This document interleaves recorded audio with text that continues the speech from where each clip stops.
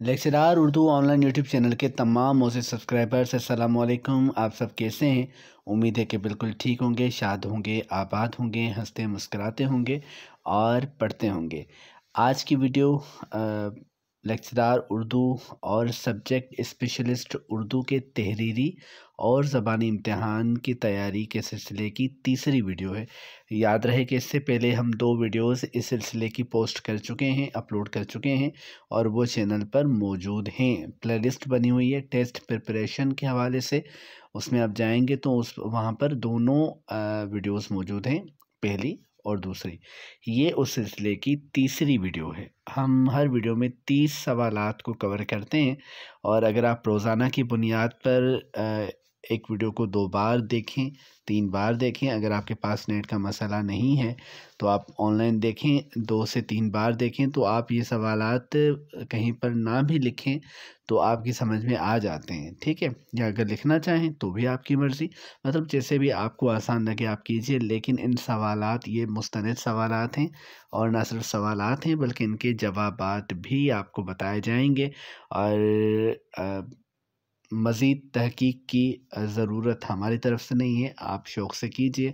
कहीं पर आपको कोई गलती नज़र आए, क्योंकि इंसान बहरहाल गलती कर बैठता है और कहीं न कहीं उससे कोई कोताही सरज़द हो जाती है, तो मैं भी इंसान हूँ, हो सकता है कंपोज़िंग की कहीं पर गलती हो, कहीं पर किसी हवाले से इख्तलाफ मौजूद हो तो मुझे बताइएगा। कहाँ बताएंगे? कमेंट्स में बताएंगे।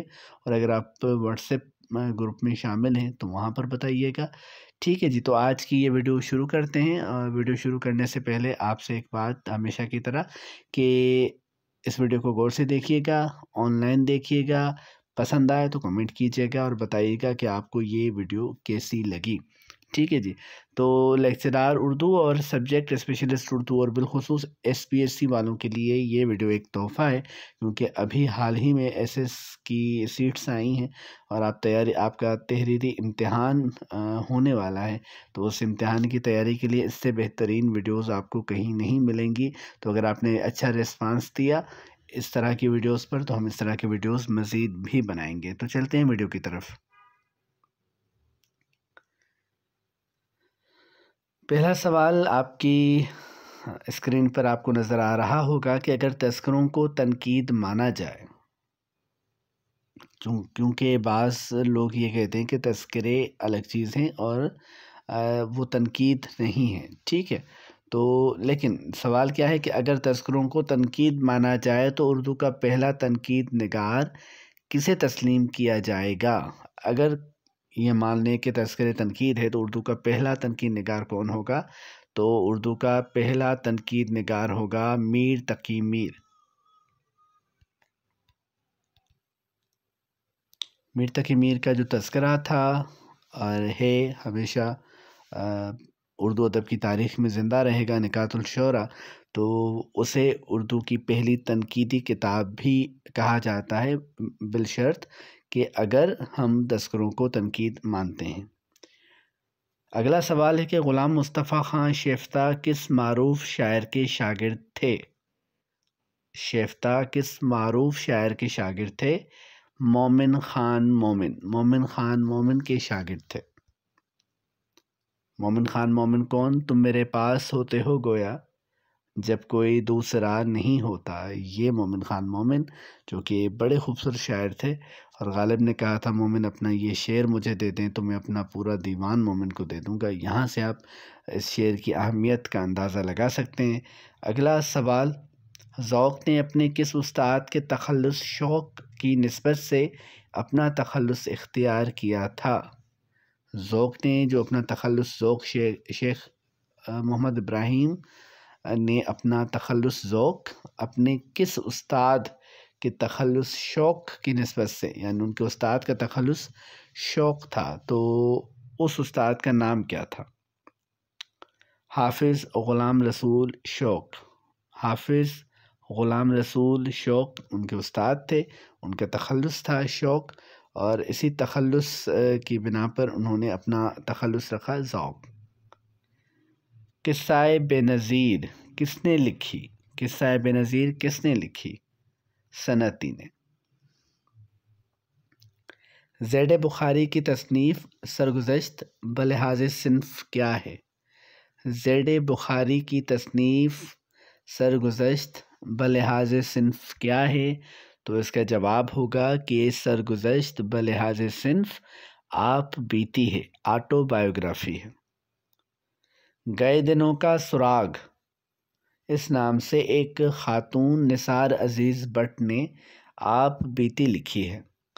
इस नाम से और किसने आप बीती लिखी है? यानी इस नाम से दो आप बीतियाँ मौजूद हैं। एक तो निसार अज़ीज़ बट ने लिखी, दूसरी किसने लिखी? तो गए दिनों का सुराग निसार अज़ीज़ बट के अलावा मुज़फ़्फ़र वारसी की भी आप बीती है।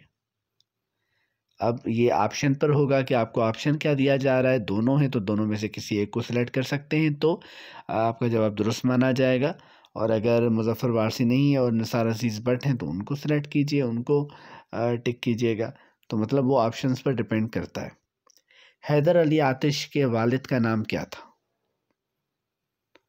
नपूछ आलमे बरगुश्ताए ताली आतिश बरसती आग जो बारां की आरज़ू करते।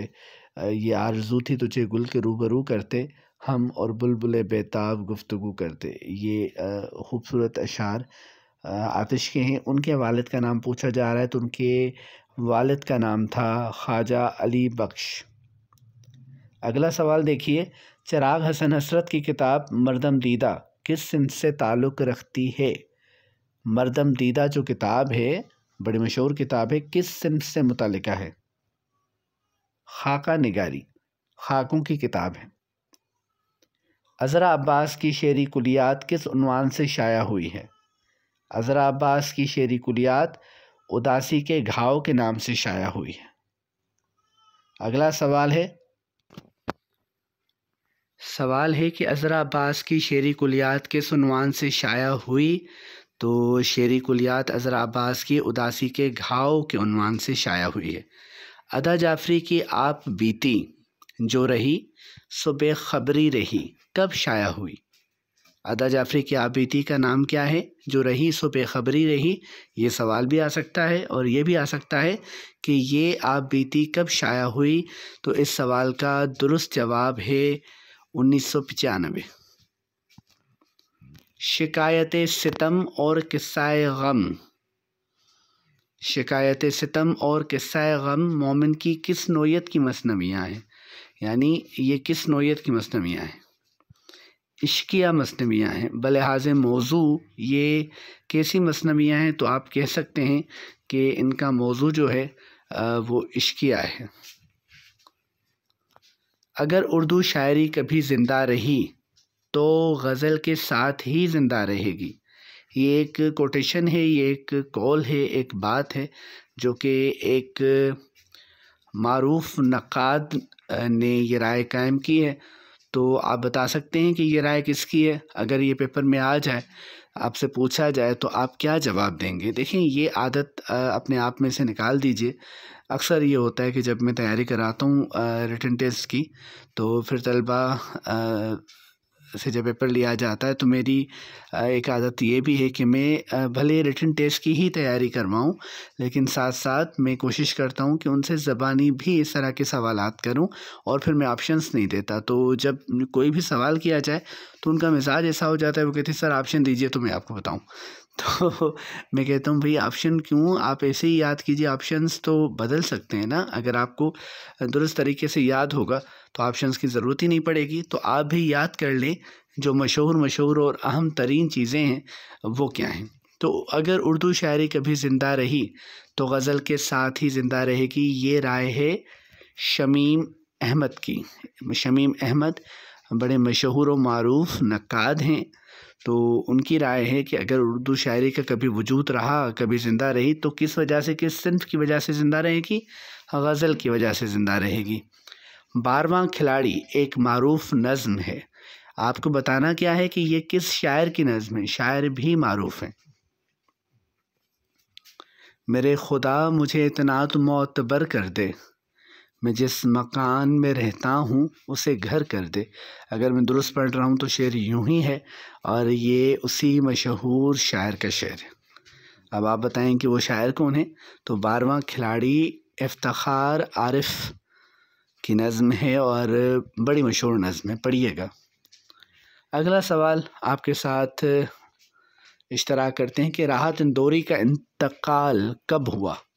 राहत इंदौरी का इंतकाल कब हुआ? 11 अगस्त 2020। 11 अगस्त 2020 को किसका इंतकाल हुआ? राहत का इंतकाल हुआ। जमीला हाशमी की बहन भी अफसाना निगार थीं, उनका नाम क्या था? आपने जमीला हाशमी, तलाश बहारां और इस तरह की दीगर कुतुब के हवाले से जमीला हाशमी का नाम सुना होगा, लेकिन आपने उनकी बहन के बारे में भी अगर पढ़ा है और नहीं पढ़ा तो जब जमीला हाशमी का ज़िक्र आएगा तो ऐन मुमकिन है कि उनकी बहन का ज़िक्र भी आए। तो आपको मालूम होना चाहिए, अदब के तालिब इल्म को मालूम होना चाहिए कि उनका नाम क्या था। तो उनका नाम है सायरा हाशमी। जमीला हाशमी की बहन का नाम, जो कि ख़ुद अदीबा थी, उनका नाम सायरा हाशमी है। शम्सुर रहमान फ़ारूकी का इंतकाल किस बीमारी के बायस हुआ? कोरोना के बायस। बड़े मशहूर व मारूफ नक्काद, उर्दू अदब के कई चांद थे सर आसमां जैसा शाहकार नावल लिखा शम्सुर रहमान फ़ारूकी ने, वो अब हमारे दरमियान मौजूद नहीं है। और ये जो बीमारी जिसने पूरी दुनिया को अपने लपेट में ले लिया था, कोरोना ने, तो ये भी उसी बीमारी का शिकार हुए। वाक़यात अनीस मीर मेहदी हुसैन एहसन लखनवी की किताब है। वाक़यात अनीस किसकी किताब है? मीर मेहदी हुसैन एहसन लखनवी की किताब है। रद वाक़यात अनीस किसकी किताब है? रद वाक़यात अनीस किसकी किताब है? तो सरदार मिर्ज़ा इसका दुरुस्त जवाब है। सरदार मिर्ज़ा की किताब है रद वाक़यात अनीस। अच्छा जी, ज़िंदगी नकाब चेहरे। ज़िंदगी नकाब चेहरे एक अफसाना निगार की कुलियात का उन्वान है, अफसानवी कुलियात का उन्वान है। तो अब ज़रा गौर करके बताइए, याद करके बताइए कि किस अफसाना निगार की कुलियात का नाम है। तो अफसाना निगार हैं ग़ुलाम अब्बास। ग़ुलाम अब्बास ऐसे अफसाना निगार हैं जिन्होंने बहुत कम अफसाने लिखे लेकिन कमाल के अफसाने लिखे। तो ज़िंदगी। अगला सवाल आपको स्क्रीन पर नज़र आ रहा होगा। दुनिया मेरे आगे और तमाशा मेरे आगे, ये दो किताबों के नाम हैं। दुनिया मेरे आगे और तमाशा मेरे आगे जमीलुद्दीन आली की किताबें हैं। आपको बताना क्या है कि बलिहाज़ सिन्फ़ ये क्या हैं। बलिहाज़ सिन्फ़ ये किताबें क्या हैं, तो आप आसानी के साथ याद कर लें और समझ लें कि ये सफ़रनामे हैं और बड़े मशहूर सफ़रनामे हैं। इनके हवाले से सिंध पब्लिक सर्विस कमीशन के गुज़िश्ता इम्तिहान में, तहरीरी इम्तिहान में सवाल हो चुका है। तो इससे आप इस सवाल की अहमियत का अंदाज़ा लगा सकते हैं। ए बनी इसराइल और तू अभी राह गुज़र में है, ये भी दो सफ़रनामे हैं। कौन से? पहला सफ़रनामा कौन सा है? ए बनी इसराइल। और उसके अलावा दूसरा सफ़रनामा जिसका नाम लिखा हुआ है तू अभी राह गुज़र में है। पूछा ये जा रहा है कि ये किसके सफ़रनामे हैं, तो आप बताएंगे कि ये कुदरतुल्लाह शहाब के सफ़रनामे हैं।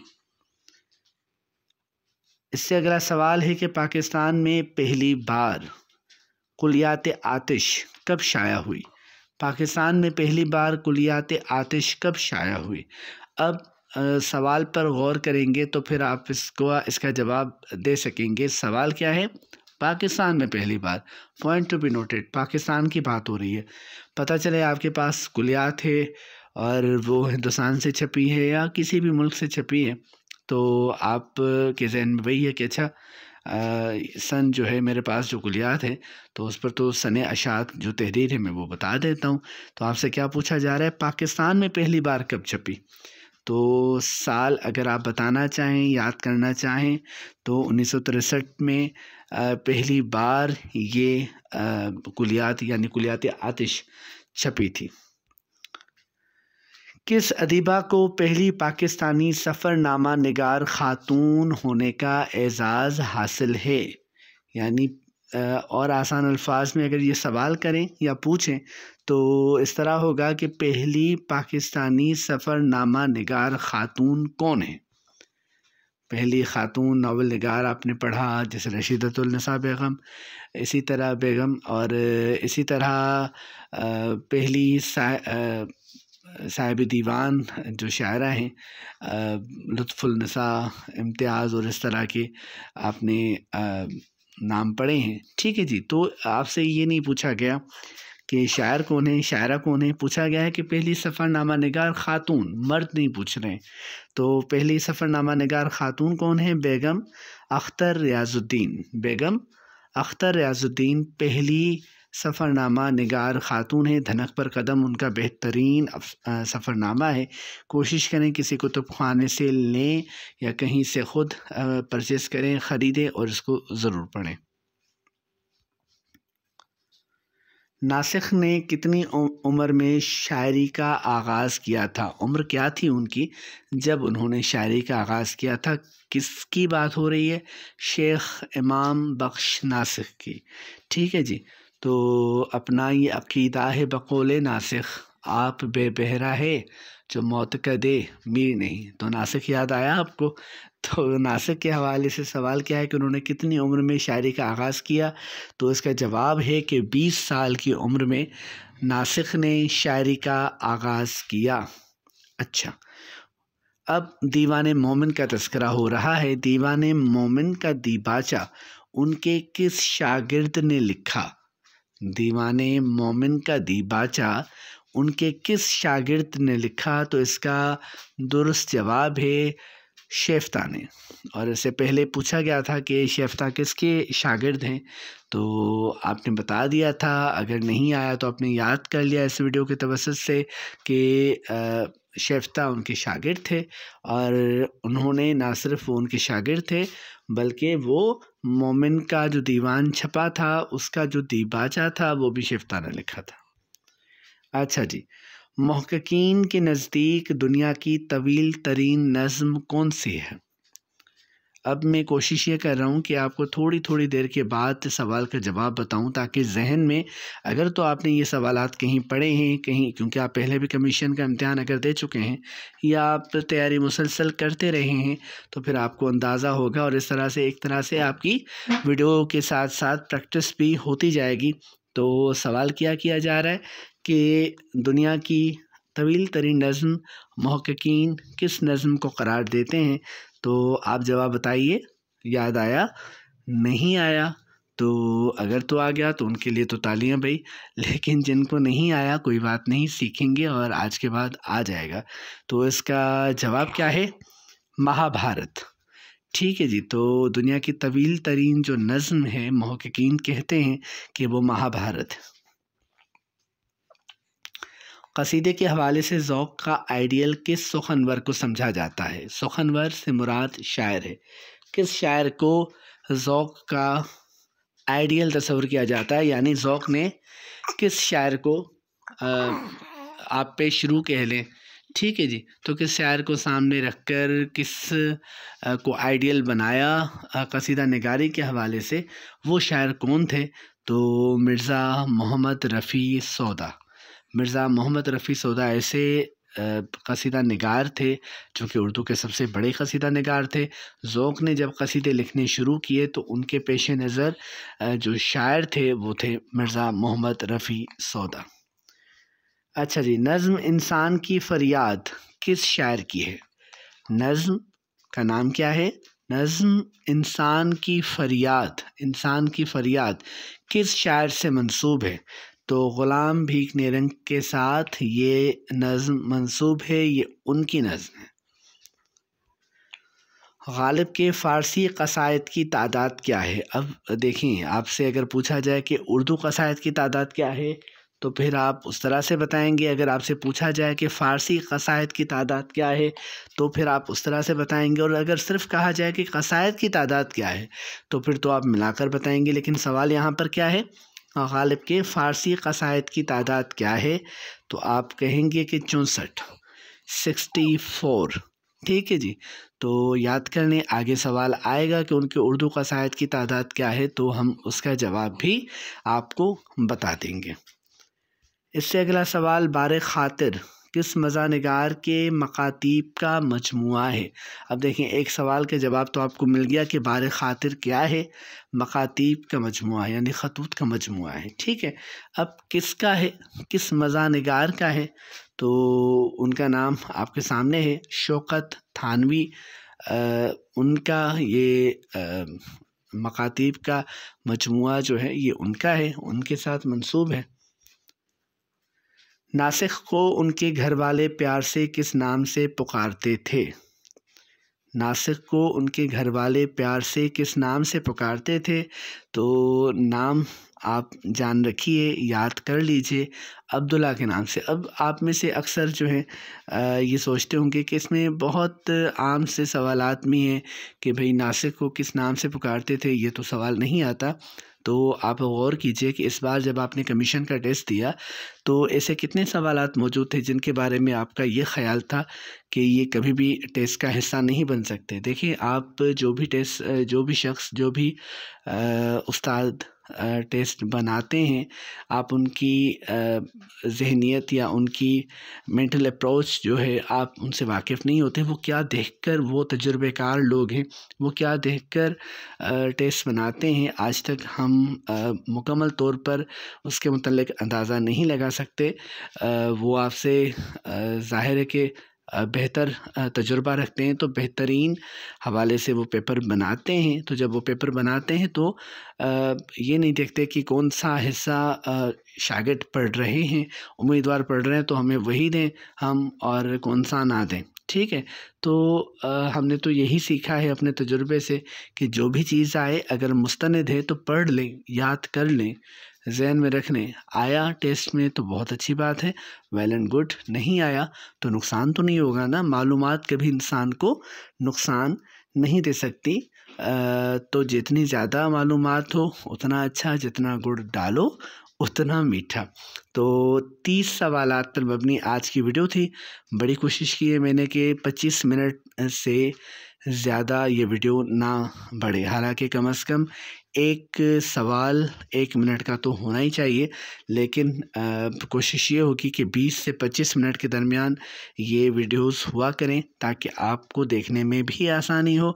और एक बात अहम, और उसके बाद वीडियो का अख्ताम करते हैं। इन सवालात को गौर से पढ़ें, समझें, चाहें तो लिख लें, ना लिख सकें तो आप 2, 3, 4 बार अगर इस वीडियो को देख लेंगे अपनी मसरूफ़ ज़िंदगी से वक्त निकाल कर, तो फिर आसानी के साथ इनको इस वीडियो को समझ भी जाएंगे और फिर लिखने की ज़रूरत नहीं पड़ेगी। अगर आप मुसलसल इस तरह के वीडियोस देखते हैं तो फिर आपको किसी किताब से अलग से तैयारी करने की ज़रूरत शायद ना रहे। मैंने लफ्ज़ शायद इस्तेमाल किया है, अब आप अपने लिए बेहतर समझते हैं कि कहाँ कहाँ से कितना कितना पढ़ना है।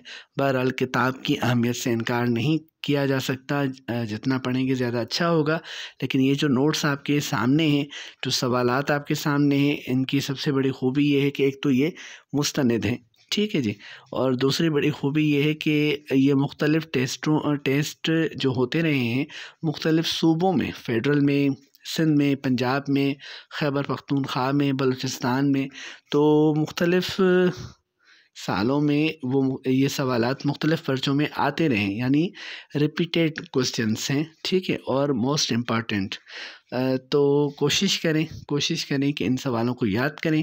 पहली वीडियो जो अपलोडेड है, ऑलरेडी अपलोड की हुई है, उसको देखें। दूसरी वीडियो अपलोड की हुई है, उसको देखें। ये उस सिलसिले की तीसरी कड़ी है, इसको देखें। और इंशाल्लाह कल हम इस सिलसिले की चौथी कड़ी पेश करेंगे, उसको देखिएगा। यानी अगर आप रोज़ाना एक वीडियो देखते हैं तो इसका मतलब ये होता है कि आप रोज़ाना 30 सवालात कवर कर रहे हैं। तो अब आप अंदाज़ा लगाएं कि अगर आप हमारी वीडियोस देखते हैं, आपका अच्छा रिस्पांस आता है और हम रोज़ाना वीडियो बनाते हैं, तो इस तरह से आप क्या करेंगे, 30 सवालों पर मबनी वीडियो रोज़ाना देखेंगे तो इस तरह से तकरीबन कमोबेश 900 और 1000 के करीब सवालात आप याद कर लेंगे। हो सकता है आगे चलकर हम 40 सवालात तक जाएं एक वीडियो में, तो 1000 सवालात आपको एक माह में याद हो जाएंगे। अगर आपने किसी इम्तिहान में अप्लाई नहीं भी किया हुआ तो भी आपके काम की चीज़ हो सकती है। अपनी दुआ में याद रखिएगा, रिस्पॉन्स दीजिएगा ताकि पता चले कि आपको ये वीडियो कैसी लगी। शाद रहिए, आबाद रहिए। अल्लाह हाफिज़।